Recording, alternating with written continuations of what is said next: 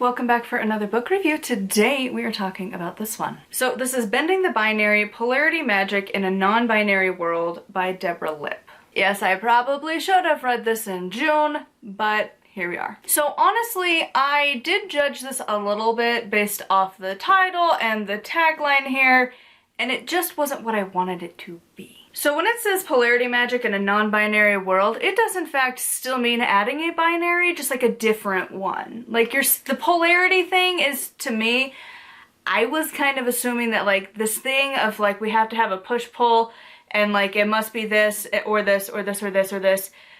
We could maybe get away from that, maybe pull some of the like gendering out of the craft and talking about how to do that. It kind of did, but it kind of didn't. It really didn't address the things that I was hoping this book was going to. It just kind of put, instead of this label, let's do this label. But I took some notes, so we're gonna just go through the notes that I have. So first things first, the author, I don't know why, and like why the publisher, the editor, the author, anyone thought this was an idea, but instead of just like pick a name, the author went with P word. That's exact. P-word for the religions. And it's like, why? Like, why not just pick a lane? Or be like, it's going to refer with this word, but it's kind of encompassing all of these communities. But no, you pick probably the worst option. That was a huge deterrent.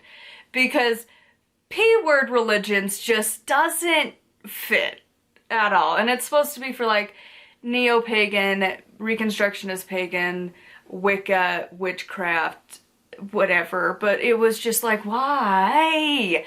It just bothered me. It kind of reminded me of like when you're a little kid and you're not allowed to say the words.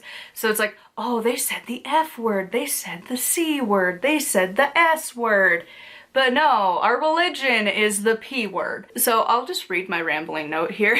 So far, at chapter 4. So far, chapter 4, the author is just blathering endlessly to say, adjust the focus, but keep it basically the same. Like, polarity is still required, but it's not for reproduction, it's for love or sex.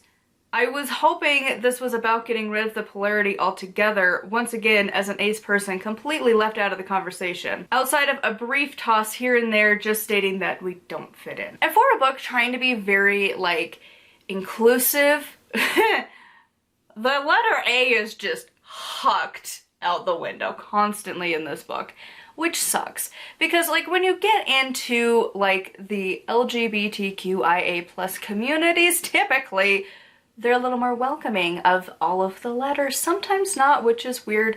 But, like, typically, if you're going to write in that genre, if you're going to be in that community, you don't typically shove one of the letters. Just like, meh. But, like, I guess you exist, but, like, this is not a conversation for you. Constantly.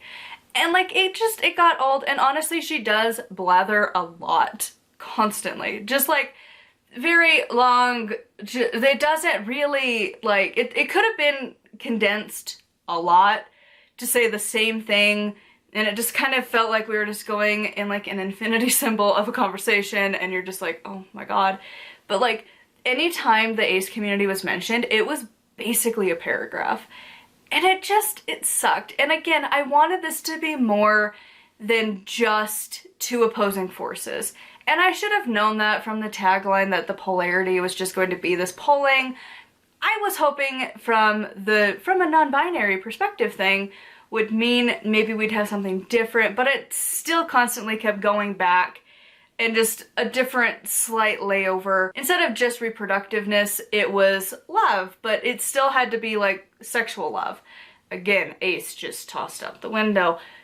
I didn't like it. And again, on top of her just running in circles saying the same things, and again, could have been condensed a lot. And I complain about that a lot. The next point is kind of the same thing. The author walks around in circles without actually saying much. It reads like a poorly written argument for high school with a word requirement. Very little is actually being said. It's so wish-wash over the point that it's a waste of time. I can see why people DNF'd. Do not finish this one. Because she would say, oh, but you can do it this way, or this way, or this way, or this way. And then some people do it this way, but you don't have to do it this way, but you could do it this way. And it was like, oh my god, pick a lane on top of endless blathering, it did end up feeling like we could have condensed this word count quite a bit. The next point is, while the author tried, it is mostly alienating for ace people.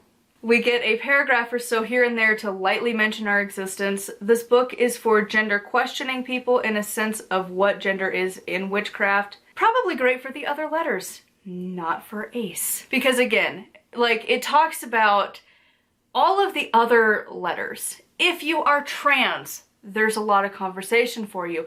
If you are in a same-sex relationship, there's a conversation for you. Maybe not so much for polyamory as much.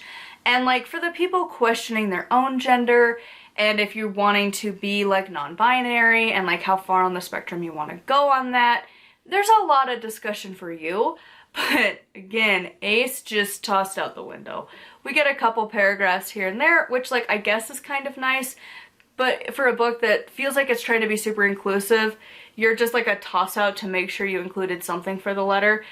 It didn't really fit much. And like my ending thing was that like there was a couple polarities I could kind of appreciate. Like I liked the idea of the ebb and flow, because like, yeah, sure, think of the tides of the ocean, or like day and night, choice and fate I thought was kind of an interesting one. But again, it's just this constant of like two polar ends pulling at each other, and it's like, couldn't we just use like the magnets? Like it's kind of the same deal, but like whatever. Like that was the whole point of the book, is that there's two opposing forces, and that was it. And so my final thought was basically a book of polarities, sometimes with gender, sometimes not. So if that's something you're into, this might be helpful. Personally, I feel like the whole premise of this book, I mean, it kind of was mentioned the way it needed to be, but like kind of not. I thought it was going to be a lot better than it was. And like, it could just be my own expectations of the book just were like not missed. Other people had the same thoughts in the reviews that I found, so like I don't think I'm alone in that. But yeah, on a whole, I mean, if you're into like questioning gender but still wanting the polarity aspect of a gender-ish thing, this might be a good book for you. If you're looking for something kind of witchy to read during Pride Month, maybe pick it up, see if it works better for you. Personally, I didn't like it. I didn't really find anything worthwhile in there at all. So I'm glad I didn't buy it. So anyways, I would love to hear your thoughts on this one in the comments down below. Huge thank you to my patrons. I'll have their names here on the screen. If you'd like to support me and get access to exclusive content, including my audiobook, it is available over there, patreon.com/nightwillowcrafts. If you would like to buy my book, it is now available. It is available ebook, paperback, and hardback, whichever format you prefer. It is available through Amazon, linked always on my blog, or you can actually just search it, The Death Journey by Raven Wells. It's easy to find. Until next time, thank you so much for watching, and blessed be.